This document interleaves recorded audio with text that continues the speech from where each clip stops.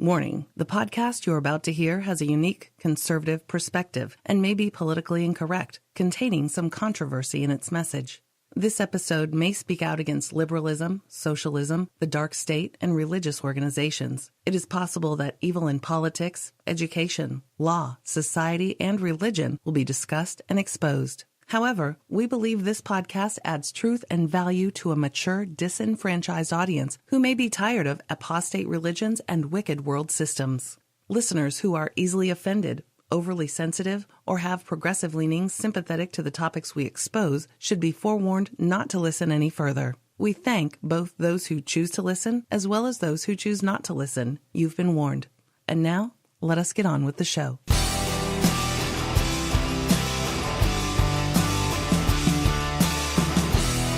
We're on the air, Miss Kapow. Oh my goodness. Oh my goodness. What's the date? Today's date is October 20th, 2017. And we're going to talk about a grandmother, a gal who's 70 years old. She put something on her face that looks so young. It's going to blow your mind. There's a new Playboy bunny in town. Talk about that. Some weird diseases going around, unexplained diseases. And, of course, your typical demonic behavior of murder and killing. And let's see, we'll talk about some libtards who just love to have fun at Halloween. So we'll do that. Oh, what about that pastor? Oh, we're going to talk about him. That's all under murder and mayhem and demonic. All right. We'll talk about that guy. I can't give away too much, see? Right. Can't give away too much. But if you'll start with the scripture, we'll get right on. All right. The scripture I have today is for us. And it's in Colossians chapter 3, 1 through 17. And it reads, "If ye be risen with Christ, seek those things which are above, where Christ sits on the right hand of God. And set your affection on things above, not on things on the earth. For ye are dead, and your life is hid with Christ in God.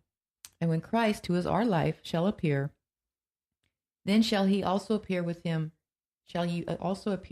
in glory. Mortify therefore your members which are upon the earth, fornication, uncleanness, inordinate affection, evil, conspicuous sins, and covetousness, which is adultery.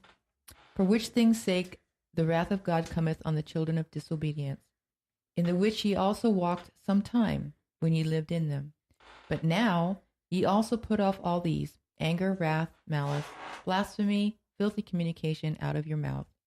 Lie not one to another, seeing that ye have put off the old man with his deeds, and have put on the new man, which is renewed in knowledge, after the image of him that created him.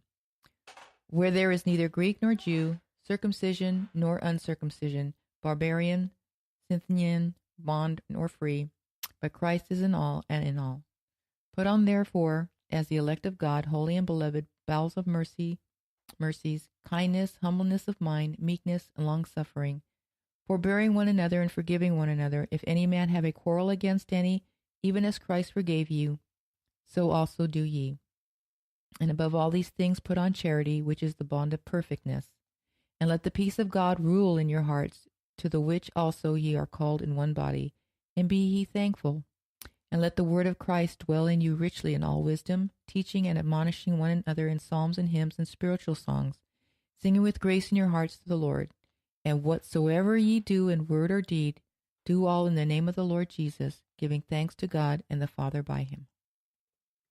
You know, earlier, Ms. Kapow and I were talking before the show about just how tired we are of the world and the system that we're in. And we're just talking about all these mean, nasty people. Mm-hmm. And you just, it's like, what is it with today that there's so many are just mean and nasty, and divisive, and just, they want to fight with everybody. Everybody has an opinion, and their opinion's right, and they got to force it on other people. It's just nasty, Yeah. And, you used to see this, and you still do, obviously, on the news. You cannot watch any kind of mainstream media without seeing that divisiveness. Every word is divisive. Everything that comes out of everybody's mouth is, in conflict with somebody else. Right. But what we're noticing is that we start seeing it, in regular people, people Exactly. organizations that we belong to, groups that we belong to. You see them fighting. They're contentious, and it's awful. And unreasonable. Yeah. Unreasonably so. Even, we read the local paper, and if you write a letter to the editor, you have to use your real name. And so you'll see somebody like, well, I know who wrote that. That's their name. I know who they are. Mm-hmm. And the writing stuff just very contentious. Yeah. Like old curmudgeons, It's like, really? I mean, and it's hard to even like talk to anybody without some kind of politic coming up. Or, the other day we're talking to our neighbors, and they brought up the Vegas shooting thing. It's a big thing out here, right? Because the biggest mass murder in recent history lived right down the street. So it's a big thing. People are still talking about it. And we have some other neighbors down the street that were actually in Vegas that night, and they had a horrifying experience in that whole ordeal. Yeah. They weren't at the party. They were at a restaurant in Vegas when it all went down. And so they're still suffering from post-traumatic stress syndrome. They live 4 houses down from us. But as we begin this conversation, it comes up, and everybody has an opinion. Their opinion. Yeah, and it's divisive. It's like, I just want to walk away. I don't even want to talk about it. And of course, because of a law enforcement background, someone's going to ask me a question about something, and so then I find myself talking when I don't want to. And it's just, we just like get to the point that we're just so sick of it. But it's not just the divisiveness. It's the filthiness that's just surround you in everything. I know. You can't look at anything without something being sexual. Like I was at the computer, going over these stories, and to the right, there were like other headlines of stories. And I saw this picture of these women with their mouths open, right? And I thought it was about singing. So I read the caption on the side, and this photographer actually took pictures of women having orgasms. And I was like, really? That really bothers me. And it's everywhere. It's like that constantly. And everything's got to be sexual, and it's nasty. And the thing is because we do a lot of news. We do this show. We do Facebook, Fifth Hook Media and things. You're looking at this stuff daily, sometimes 2 or 3 times a day. And or you go out to a restaurant and CNN's playing or Fox is playing in the gym. And so you're seeing this stuff all the time. And it starts to wear on you. I think it does. Definitely. I think you start suffering your own spiritual PTSD. I really do. And you just... Lately, it's like, I want to go somewhere. I want to escape. I want to leave. But then I realized there's nowhere physically I can go. I would have to leave this world. I'd have to die and go to be with my Lord in order to escape what I'm feeling down here. You know what I mean? So it's that bad. And it does give that whole scripture a whole different outlook, where it says men's hearts grow cold because of all the lawlessness and the evil that's here. It's very easy to get numb to it, and want nothing to do with people. And this is just my little conspiracy theory opinion, so you don't have to really listen to it. But I think when we had the solar eclipse and it cut across this nation and divided it, it was a division. And of course, a lot of people feel that way too, that was an omen saying it's now divided. Of course, the country's been divided for years. It's been divided since its inception, right? We went through a civil war here. We know that. But it's a different division where it's not just big parties against other big parties. It's not Democrats against Republicans, it's everybody is in contention with other people, down to the lowest levels. Just like this mass hypnosis or something on people. It's just, it wears very thin. You get very tired of it. Yeah. Very, very sick of it. It's hard for me to to enjoy, the world systems. It's just, it's so Luciferian, everything. For us, for Miss Kapow and I, for us, there's only two, and I'm serious. There's things of God through his Lord Jesus Christ that are good. And then there's everything else. It's just that way. There's not any gray. There's not, well, what's wrong with picking cherries on a good Sunday afternoon? I couldn't tell you right off the bat, but there's only things of God and through his Lord Jesus Christ, and then everything else. And everything else is evil. That's just the way we see it.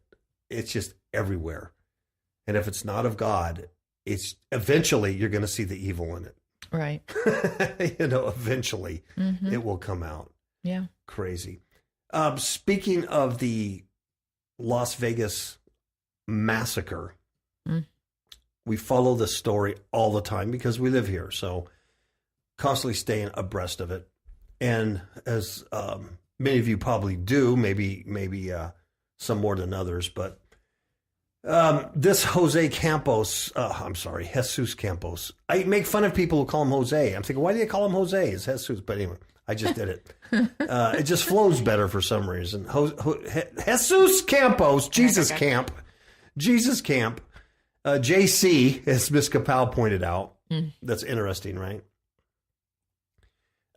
He disappears last week after meeting with the Mandalay MGM muckety mucks, and you can see the lawsuits coming. It's going to cost them hundreds of millions of dollars, if not, $1 billion or more, to settle these. There's a lot of lawsuits. A lot of lawsuits are going to come from everywhere, and it's going to be years and years of litigation. So, you can see they're already trying to maneuver their liability. They're trying to skirt it as much as they can, like, any big company would. So there's a lot of lies and a lot of misgivings and a lot of different, there's 3 different timelines that have come out and all this crap. But anyway, this Jesus Campos, JC, Jesus Camp, last week he was supposed to appear on 5 different real news, mainstream media, Hannity and NBC and CNBC and a bunch of other stuff. And he disappears for 4 or 5 days. I thought he was dead in the desert. I really did. I thought they whacked him. I thought you'd never see him again. But he does appear. The guy's a real he's not like the real sharpest pencil in the box. I don't want to be mean, and maybe he's suffering from or they PTSD. probably have him on some kind of a drug. Yeah, he's not an actor. I don't believe he's an actor because he's too stupid. He doesn't know how to act. He's too stupid. His handler, this other engineer guy that's near him all the time, I don't think that guy's real. I think that guy's a young FBI agent, and he's handling this guy just like the the FBI, the SAC in Las Vegas handles Sheriff Lombardo. Yeah, that's his handler. You can see him just drilling through the back of his head with his eyes, saying, "Don't you dare." And this Jesus Campos, this is my opinion, they have something on him, his family, everybody knows where he lives and things here in Vegas. But anyway, the point is he does show up, and he shows up with his FBI handler pretending that he's the maintenance guy or engineer who got shot at or, almost got shot at also. And he appears on, as probably most of you know, the Ellen DeGenerate show. You know what I mean? I know. So he bypasses telling his story to any mainstream media, especially Hannity, where he could be asked hard questions about the timeline and what really happened. And he goes on the he goes on the Cartoon Network. You know what I mean? With this clown, Ellen DeGeneres. Yeah, really. I mean, she's an entertainer, dancing clown. I mean, that's what she does. You don't do anything serious. So she goes on there. We watched it last night, and she's giving them, these softball. And she's leading the questions. Yeah. And I'm telling Miss Kapow, I go, look at this. This is right for court. Everything that she's saying is geared up for court because this is the only video they're going to have of him giving a testimony. Because by the time depositions come around to battle this guy, he's going to be dead. And I predict he's going to commit suicide, quote unquote. I really do. Oh, yeah, definitely. Quote unquote, commit suicide. Going to find him hanging or shot in his car or something. But he won't be around to give depositions. No, and then they'll just happen to have this testimony from the Ellen show. That's the only thing they'll have. And she even she had a diagram of the room there with a little pointer so he could point where he was at. And the whole thing, you can tell, was just getting away from the liability of the MGM, who owns the Mandalay Bay and all this stuff. I mean, it's obvious. But so this morning, I was looking at the pictures of him on the Degenerate show. And what I noticed is there's a picture of him and her embracing, and he's wearing a ballistic vest. I can see the imprint from under his jacket, and I know what it is because I wore one for 28 years, miserably hot ballistic vest. And that's why he looks so chunky, so big also. And you can see the imprint. Well, the point is, why is he wearing a ballistic vest? Who is he afraid of that's going to whack him? Yeah. And I think some people, well, it could be family members or upset. But yeah. Yeah, no, I don't think so. He's not long for this world. So anyway, there's a lot of weird deception. And this story gets weirder and weirder as the day goes by. Stranger and stranger as the days go by. It's taken a life of its own. It really has. It's very nutty. Very nutty. How about this grandma? Oh, dear Lord. It's now, there's times when you're into beauty secrets, right? Is this a beauty secret that you would do or recommend? Oh, no. No. My beauty secret goes as far as rubbing like ice cube on your face. An ice cube, yeah. Yeah, it's okay. Your cheek might be a little cold, but you know. Yeah, Okay, well, this gal, they call her Glam Gran, and she claims that her secret to her youthful looks is rubbing her own urine, on her face every day. So she has a pee-pee face. Yeah. Her name is Stella. She happens to be Stella! She happens to be a life coach. There you have it. And she learned a technique in India. Are you getting the clue here? Yeah. She's in India. She's a life coach. What is she into? Yeah. Yogic practices, meditation, New Age, Luciferianism, all this, it's all right there. She developed this rash when she was in India. And so she goes to some Indian doctor there. And the guy says, well, rub your own piss on your face. So she does it for a few weeks, and then her rash goes away. So now she was a believer. She's a believer. Stella happens to be 70 years old, and I would say she looks about 50. Oh, yeah. She looks good. Yeah. She does look youthful, and that's because she puts pee-pee on her face. Yeah. She cleanses, and she uses toning and moisturizer, but she dabs her face daily with urine. Yeah. And she says it's clean and doesn't smell. No, because it's fresh. It's fresh. It contains your own DNA, so it's good for you. So this is just a little tip from your Uncle Paul. Don't listen to Stella. Oh, and she is looking for a man, by the way. Oh, yeah. She can't seem to find any. Well, probably because she smells like pee-pee. Dog urine. Yeah. Okay, bizarre. Nobody here listening to Kapow Radio Show, nobody reads Playboy magazine, right? I hope so. But if you did, as a man, read Playboy magazine for the articles, right? What would be the reason, or what would be the motivation in picking up a Playboy magazine, either past or present, for a man? It would be to look at a beautiful airbrushed model of a woman. Correct? Correct? Playboy bunnies. Airbrushed Playboy bunnies. Well, Hugh Hefner dies a couple of weeks ago. His filthy little body isn't even cold in the ground when the next issue of Playboy magazine is featuring, for the very first time, I need a drum roll, please. Transgender spread. A November-December issue. A transgender playmate. Mm-hmm. Hey, I'm going to say it again. Transgender playmates. Yeah, full nude, okay? Full nude. So you're a man looking at Playboy magazine because you want to see a beautiful airbrushed image of a phony woman that doesn't exist in real life. But now you're going to get a dude. See, the thing is, you don't know if this person has it removed or not. So, and it doesn't say whether this one has his penis or not. So, you're going to have to buy the issue in order to find that out.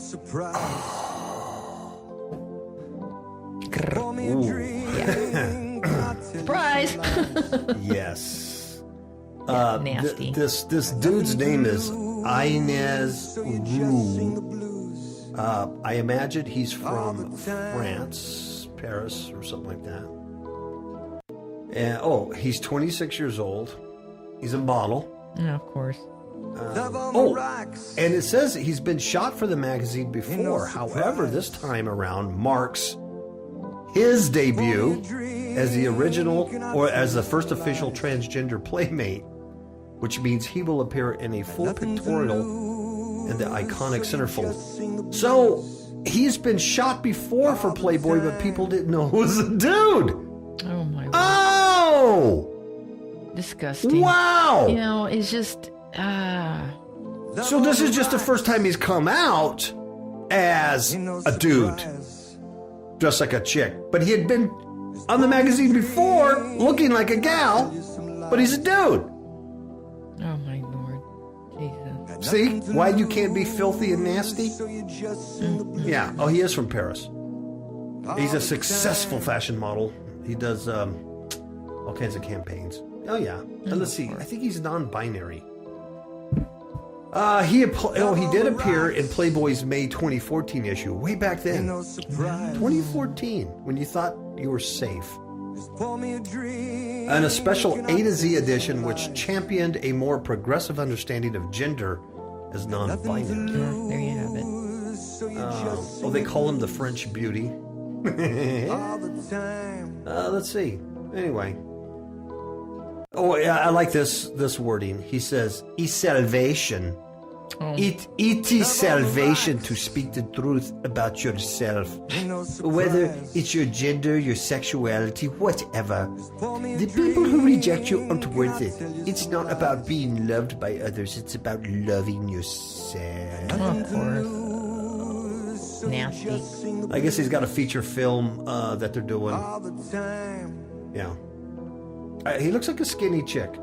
But apparently, check this out. That they did something way back when people didn't know it. Let's see. Caroline Tula Cosi posed for Playboy in 1981. 81.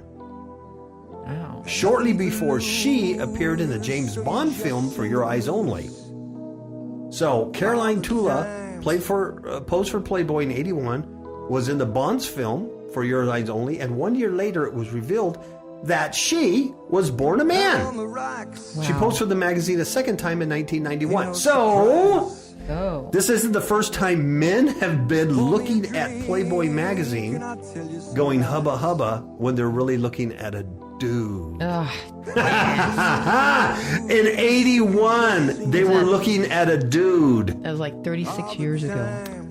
Yes, they were looking at a man dressed like a woman. And, well, there's a picture of Tula here. I don't know if you can see it. Caroline Cosi, Tula, and she doesn't look like a dude at all. No, never know. So these guys are fantasizing over a dude.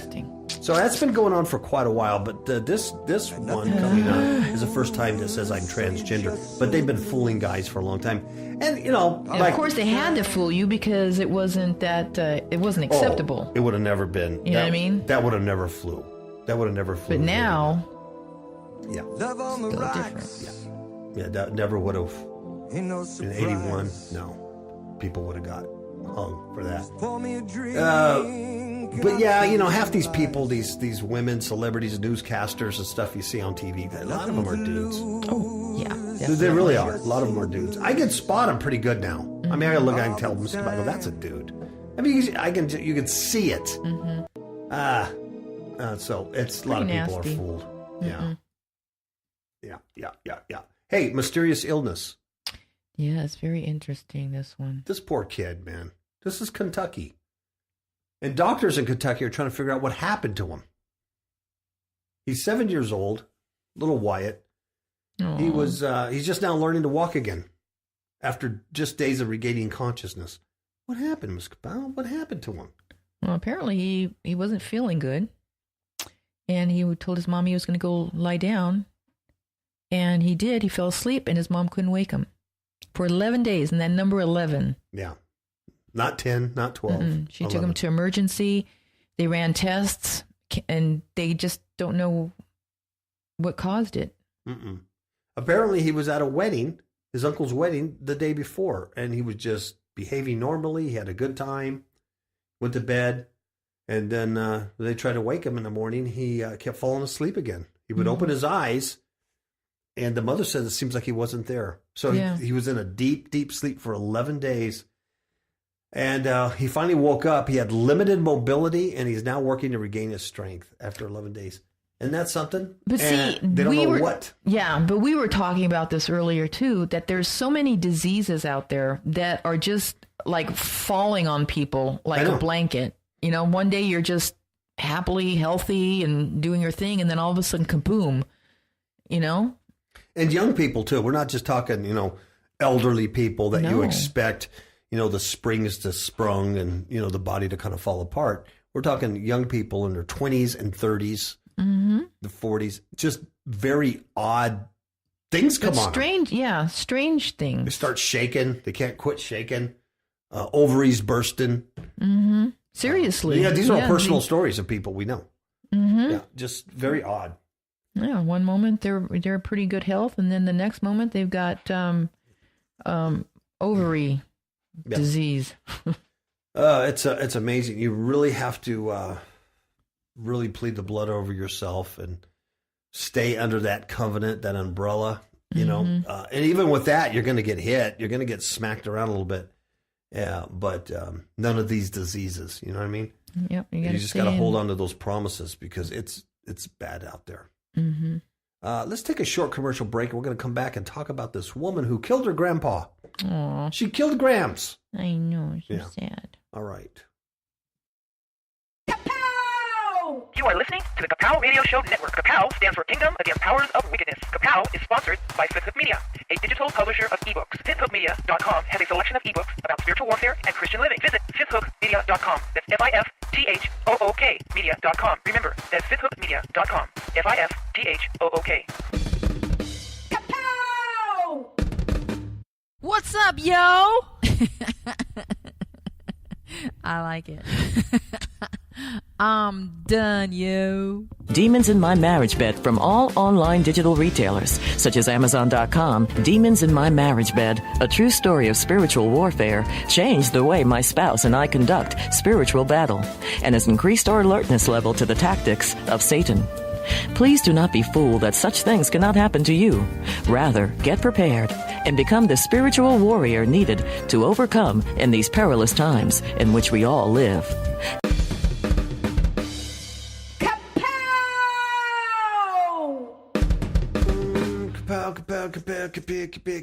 Okay.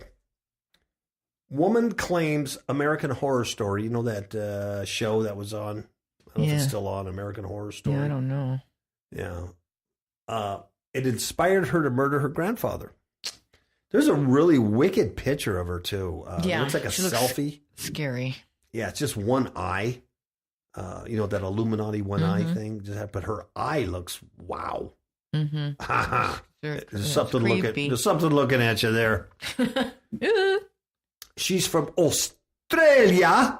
Mm-hmm. They call her a woman, but I think she's... Well, she could be in her early 20s. She's 20, I believe. Or 18. Yeah, she's like 20. Okay. 20. She stabbed and killed her grandpa. 81-year-old. 81-year-old grandpa. And a sweet grandpa.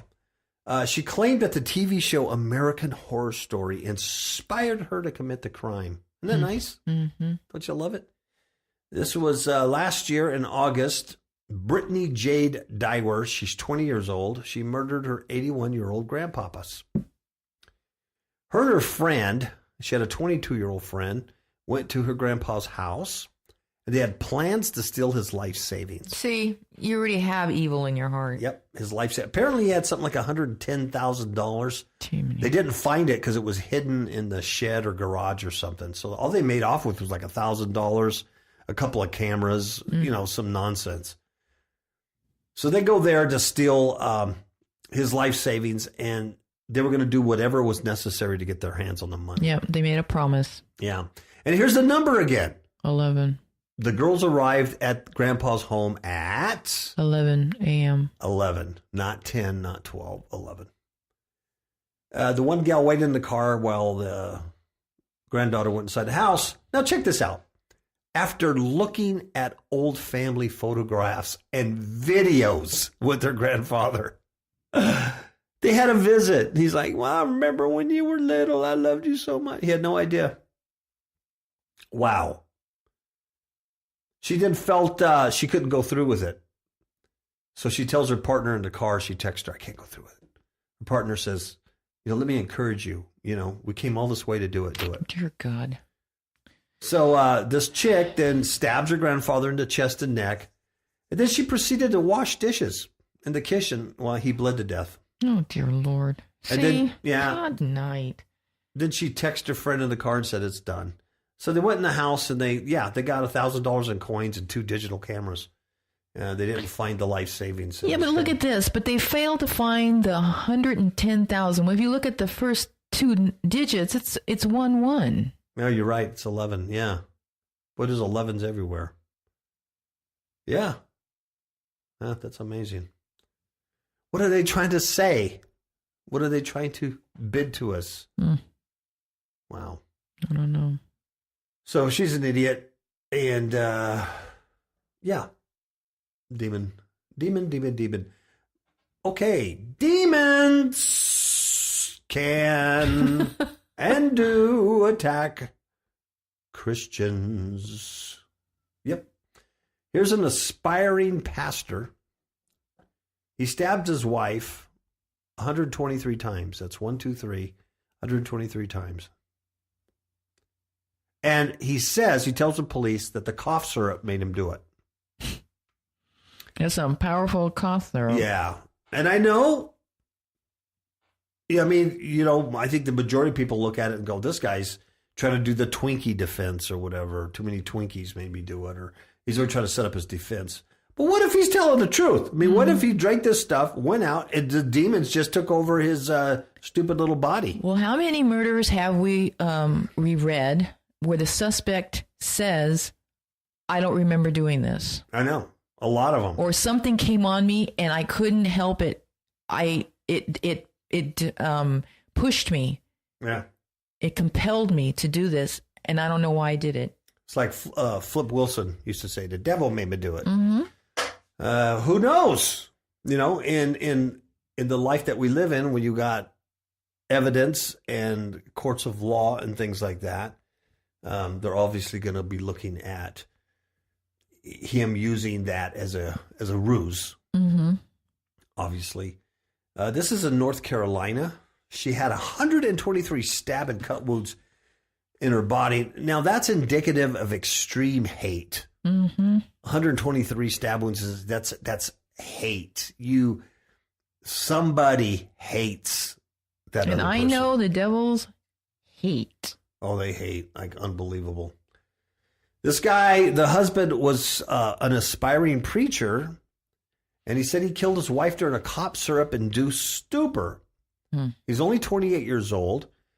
He woke up on September 1st to find his wife's blood-stained body next to him. That wouldn't be good. He calls 911. He says, I think I killed there's blood all over me. And there's a bloody knife on the bed. I think I did it. That's what he said. Which is a little odd, to call 911 and just start confessing like that. Yeah. So there might be something to his I think so. stupid And if thing. you look at his face, he doesn't look like... No. I mean, he looks really worried. Yeah. Dumbfounded. I don't know like, what he wow. was into to get totally Yeah, I know. taken I don't over, know. but I think he was going to a Baptist seminary. That might See, do it. but there's a lot of Christians that don't believe in the spirit world. No, they don't. They really don't. So they don't have any of they don't know how to use protection or spiritual defensive tactics against these things. And it's imperative. There was an autopsy report Tuesday. It showed that the wife had 44 stab wounds and cuts on her head and neck. And the other stabs and cuts were found on her torso, arms, and much of her body. He was believed to have been, she was believed to have been cut and stabbed with a kitchen knife. The guy, the man, worked at a landscaping company, and he studied missions and evangelism at Clear Creek Baptist Bible College in Pineville, Kentucky. Sounds pretty normal, legit. Mm-hmm. I mean, he wanted to go into missions and evangelism at a Baptist college. Yep. He called 911. He says he believed he might have stabbed his wife because he consumed too much cough syrup. He says, here's a quote. He says, I took more medicine than I should have. I don't know how to pronounce this. Coricidin? Coricidin, cold and cough medicine. Yeah. Because I know it could make you feel good, and sometimes I can't sleep at night. See? That's what he said. He said all this on 9/11, on the dispatch tape. He says, I can't believe I did this. He was heard sobbing. Oh, God, she didn't deserve this. Why? See? Now, when the cops arrived, they discovered the wife in a fetal position, covered in blood on the bedroom floor. The autopsy report said she was also rushed to the hospital, where she was pronounced dead. And I guess they took this to a grand jury, and they found that the man there willfully and unlawfully and feloniously did of malice aforethought kill and murder his wife. They were married less than a year. See, that's sad. Yeah. Yep. Obviously, the company, I think it's Bayer, makes the cough syrup, and they said there's absolutely no evidence Of course. to suggest the drug associated with violent behavior. Of course. They said the News and Observer reported some potential side effects of the cough medicine were hallucinations and out-of-body experiences. It's, wow. Can you imagine? I mean, let's just go the other way and say he's telling the truth. Mm-hmm. Wow.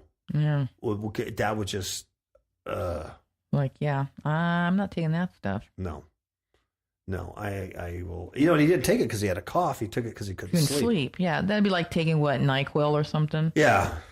Mm-hmm. One last one, Miss Capownis. Miss Capalnis. Miss Capownis, this is from the College Fix. I love these stories Oh, they're so stupid. because libtards really know how to good time. If you're a libtard, and you're just all socially, politically correct on everything, man, you really know how to party. You really know how to live life to the fullest. I mean, hey, if you're going to be a libtard, you know, I mean, at least enjoy life. Yeah. My goodness. Man. Okay. It boggles my mind. Ahead of Halloween, universities nationwide tell students what not to wear. And then I have a question. After I read this article, I have a question about Oktoberfest for my German friends. Throughout October, universities across the nation are warning their students against Halloween costumes. Some consider offensive. There's a picture. It's ridiculous. It says, we I'm are sorry. a culture. We are a culture, not a costume. And this is not okay. It's more than Halloween. It's, I forget, I don't know what this is from, something inclusion. But there's a guy holding up, they're holding up different pictures. They're ethnic people holding up different costumes of their ethnicity. Yeah. Anyway. Gone are the days when college students could dress up without fear of being reported to a bias response team. The BRD! Oh my God, don't report me to the bias response team. They should just have one costume that everybody wears. You know what? That's actually the best idea. Just something very generic, like come as a carrot or something. You know. Yeah, but then you might offend the vegetarians, the vegans. The vegans. I don't know. Like I said, when you're a libtard, life is hard. It is hard living that way. Yeah, because you're stupid. You're stupid. And you're brain dead, and you're trying to live life, and that's not reality. So it's very, very difficult. Life's hard enough, and it's harder when you're dumb. In recent years, more and more campus leaders have made it their mission to warn students what not to wear. So there's flyers, memos, there's even workshops, Ms. Cabell. They impart admonitions. Unacceptable costumes listed on the University of St. Thomas diversity flyer are, quote, wearing Native American headdresses. Oh, yeah. Dressing up as a Mexican by wearing a sombrero. Now, that'd be offensive to me. If I saw some white guy wearing a sombrero, I'd go, dude, it's a culture, not a costume. Where's the tacos, man? Dressing as a geisha or any form of blackface. My goodness. Quote, cultural appropriation is defined as the act of taking intellectual and cultural expressions from a culture that is not your own, without showing that you understand or respect the culture, explains the memo. So I guess if I'm Mexican, right, I can dress as a Mexican. I can wear a sombrero, right? Because according to this, I can say, number one, I'm not taking a culture that's not my own, and I do understand it and respect it. So I can wear a sombrero. Sure. But my white friend who might have been raised in Mexico and actually speaks the language and actually knows the culture, where I was a coconut all my life, he can't. Mm-mm. Right? That's right. All right. Let's see. What do they say? They go, this can be as simple as wearing a dashiki without knowledge or respect to West African culture. Or as serious as wearing a fake Native American headdress without any regard of its sacredness. Boy, they know how to party, huh? Shimmy. It generally incorporates a history of prejudice and discrimination by perpetuating long-standing stereotypes. I mean, there is nothing safe, folks. Just don't have Halloween. Yeah. If you're going to live life like this. Well, it's like having a party and being so restrictive about, what you can bring, what you can have, what you can't eat. It's like having a party when you're on a diet. You just serve carrots. Yeah. Celery. Yeah. Go, what are we having? We're having broccoli. Can't listen to music because it's too secular. Yeah, I can't listen to music. Yeah. Okay. UC Santa Barbara, a social justice workshop, will delve into how Halloween costumes abuse indigenous wear. And they'll teach students how to spot appropriation with the help of Bell Hook's essay, Eating the Other. Oh. So you can spot somebody else and tell on them. Dang it. You see how there's contention and they're teaching you to be critical of one another and to be divisive and hateful, and it's ugly. Under the guise of not being divisive and hateful. That's what's brilliant about it. You know what I mean? Mm-hmm. Under the guise of, we're all one, and, but yet they're actually dividing. Yeah. At a conversation circle, I love the terms they come up with. Oh, these are people, these are students and people, these are educators, these beard scratchers that have nothing else to do in real life. Mm-hmm. A conversation circle. Who talks like that? Excuse me, everybody gather around. We're going to have a conversation circle. Okay, what is that? That's where we sit in a circle and converse. So my biker buddies would say, you mean you want to talk? Well, you'll also be in your free space or safe space. Safe space. A conversation circle at Princeton University this Sunday. Students will, dang it, they will engage in a dialogue about the impact of cultural appropriation, Halloween, and why culture is not a costume. Okay, Northern Arizona University put out a flyer, and they warn against African-inspired get-ups, a Pocahontas costume, and Asian rice hats, and more. Darn it. I would just say I think you would be safe to stay away from any race. Yeah. So come as a donut, a box of Pop-Tarts, right? But stay away from any race because you're going to get reported to the bias police. Okay, University of Southern Indiana. You see, I'm telling you, it's not just one university. It's all over the place. Southern Indiana, they have a discussion on cultural appropriation and Halloween costumes. And it will culminate with an opportunity for students to make their own costumes that are culturally appropriate. Oh, boy. But see how much fun they're having? They're just having fun. October, there was a letter written by members of University of Utah. That's right around the corner here. University of Utah. Students Affairs Diversity. And they say, do not dress as a Mormon. They don't say that at all. I was going to say, where does it say that? It would be offensive to go dressed as a Mormon. And they go, who are you? I'm Jedediah Smith. I'm Jedediah Smith, and I'm here to found Erkin, Utah. Hee-haw. That was so insensitive of me. So insensitive of me. I hope the bias tribal police don't come knocking on my door. They might. They might.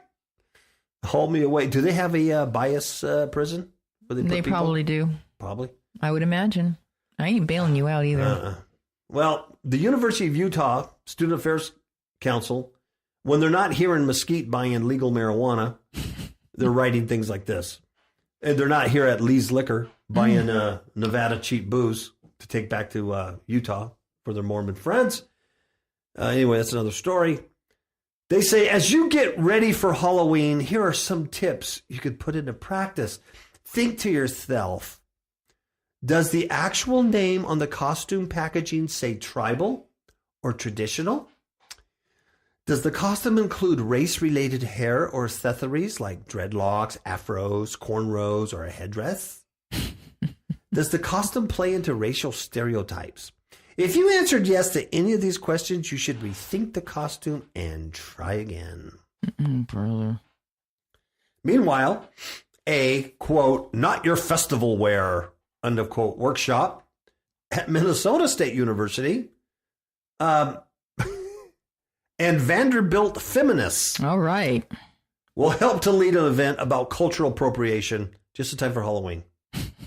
So you can't come dressed as a girl either, unless you really are transgender. Then you can't say anything because that wouldn't be right. Right? And let's see, one more. A Halloween and cultural appropriation tabling. That's like a conversation circle, except you're at a table.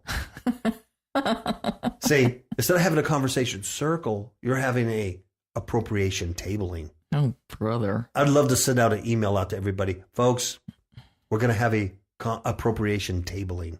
Wow. This is at Goucher College.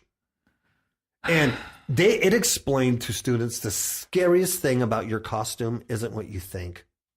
And a cultural appropriation diversity workshop already took place at Texas A&M earlier this month. Okay, University of New Hampshire went so far as to host an entire cultural appropriation teach-in. We're going to have a teach-in, a conversation circle, and an appropriation tabling all in 1 week.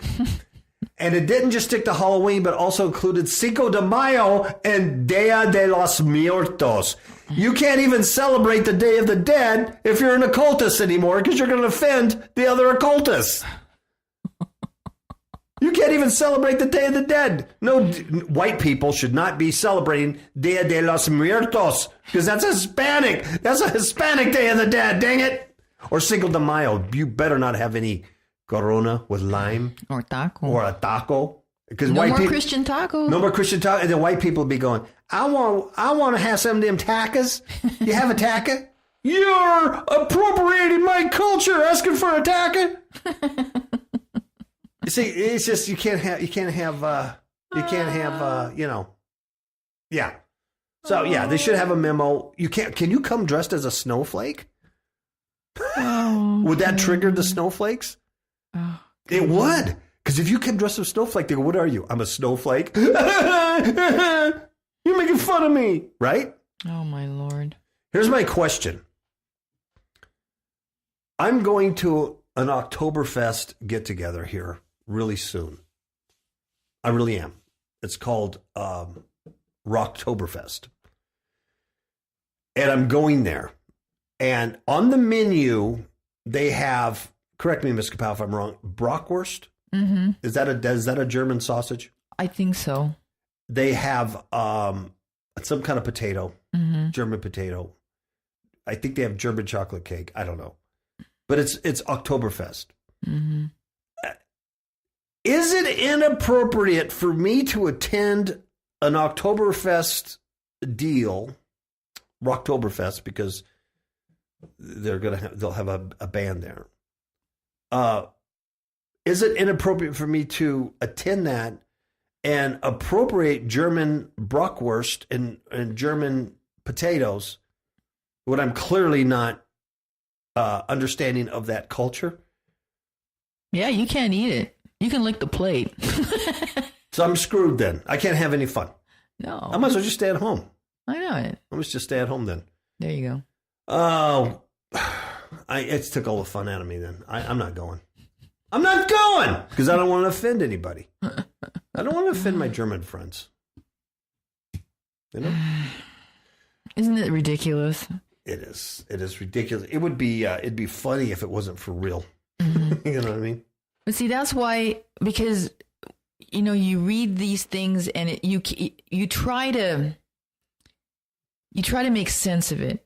You can't, because it's total chaos. It's confusion. It's lies, right? Yeah. So that's why Colossians 3 is so very important.